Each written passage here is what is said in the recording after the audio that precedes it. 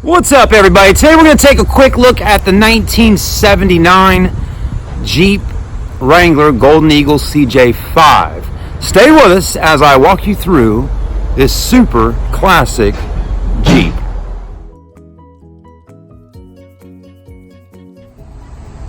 So to give everybody a little backdrop story on this particular Jeep and the reason why we're filming it today is this. There's a customer that had seen this Jeep on Facebook Marketplace where I have it listed for sale at, and he's interested in possibly getting this Jeep. He's actually looking to possibly trade in a Harley-Davidson motorcycle on it, and which is fine and great, and we may even do this deal for him.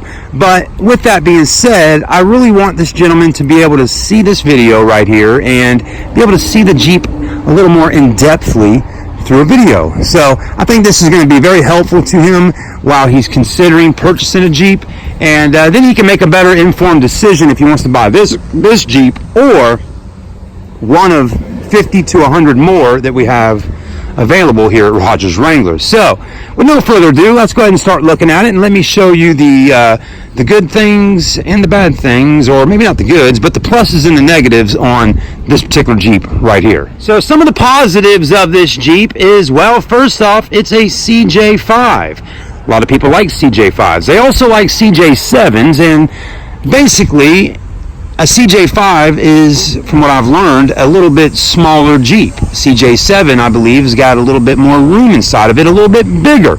So, depending on your size as a human being, if you are maybe, let's say, 5'8", 6 foot, 6'3", 6'5", and up, this Jeep probably is not going to work out too well for you.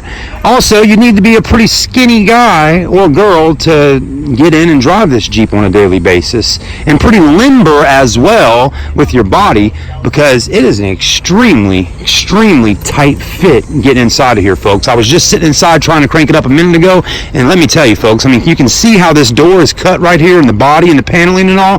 I mean, squeezing through there with a steering wheel column that does not go up and down, and with a seat that's pretty much already put back all the way, this is a extremely tight squeeze. Now, if you can get in and out and be okay with that, then have at it. But me personally, I think I'd have to purchase a CJ7 or something just a little bit different, because it's extremely tight. Also, the leg room is not going to be that well. I mean, my knees are basically sitting right here, hitting that bumper dash, or that metal dash cover right there. So again, very tight. It is a manual transmission, so you will be clutching it going down the road. There's not a whole lot of amenities inside this vehicle. I mean, this is really just a straight up old school Jeep. No air conditioner, no radio. It is a manual. As you can see right there, it's got the four-wheel drive controls. There's no carpet, just the regular floors. It does have a back seat. It does have a roll cage, and it does have a brand new, and I'm talking brand spanking new, best top, soft top. So that's a positive, right? Got a new soft top. Doors are in good shape. Windows aren't all faded out. I mean, hey, the top looks great. A few more positives as well is you have a really nice set of Cooper Discovery radial tires with tons of tread on them. They practically look brand new. Also a nice looking set of steel wheels on there.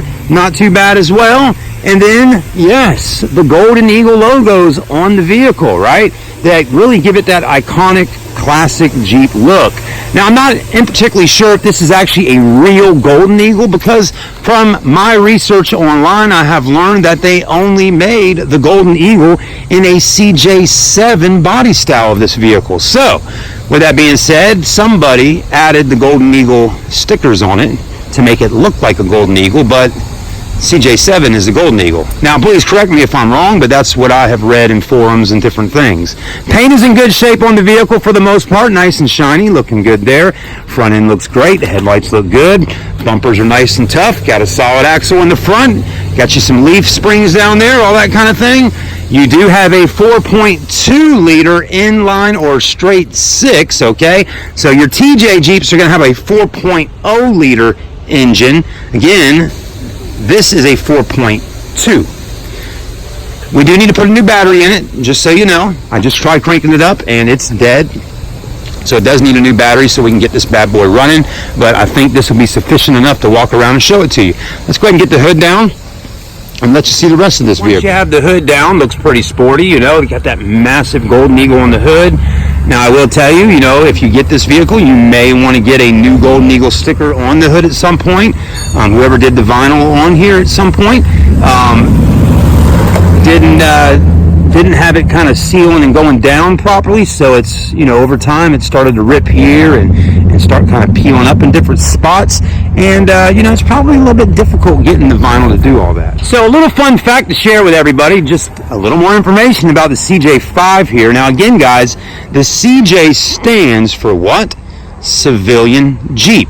And from what I've been told is that this is kind of, you know, basically the first civilian Jeep, because again guys, you know, as we know, Jeeps back in the day were made for the military. So this being a CJ5, this is really close to a military type Jeep, but it was the first civilian Jeep.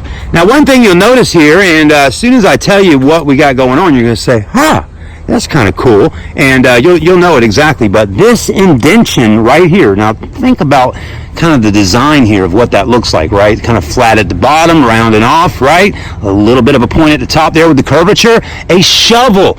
That back in the day, a shovel on the military Jeep stayed right in that spot right there, and it actually folded up, and you had a shovel right there. Can you believe that? Isn't that cool, man? All kinds of fun little things we're learning here and sharing with you here on the channel.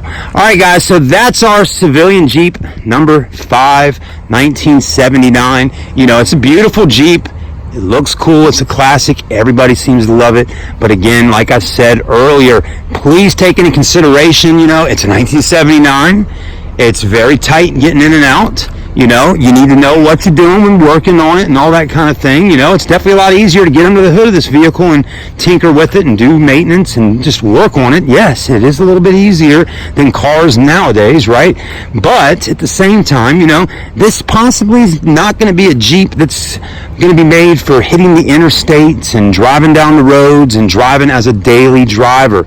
You know, once you get this Jeep, this is going to be a great Jeep to kind of scooter-poot around town and go to the grocery store, or maybe go out to the beach, maybe go through the woods a little bit. You know, you can have a great time with it, okay? I'm not saying that. You can have a great time with this Jeep.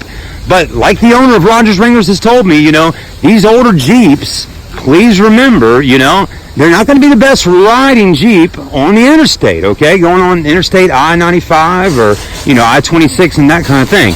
I'm sure you can get it, though, where, you know, hey, you can get on the interstate and drive. You sure can. I'm not saying you can't do that, but it's not like driving a Chevy Tahoe or a Honda Accord or something that you're used to. It's going to be a little bit louder, a little bit rougher ride and all that. It's a Jeep, guys. So remember that at the end of the day when you're out there looking at older Jeeps. If you're looking for a Jeep that's more comfortable, more quieter, more kind of driving like your normal, you know, vehicle in a sense, you're going to need to go with an 07 and up JK series Jeep. That's kind of what you're looking for.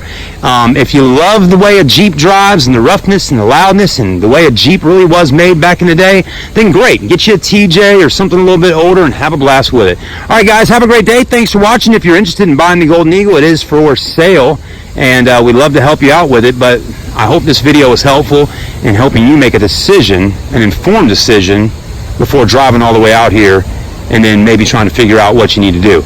We'll see you soon, guys. I'm Chad signing out from Rodgers Wranglers.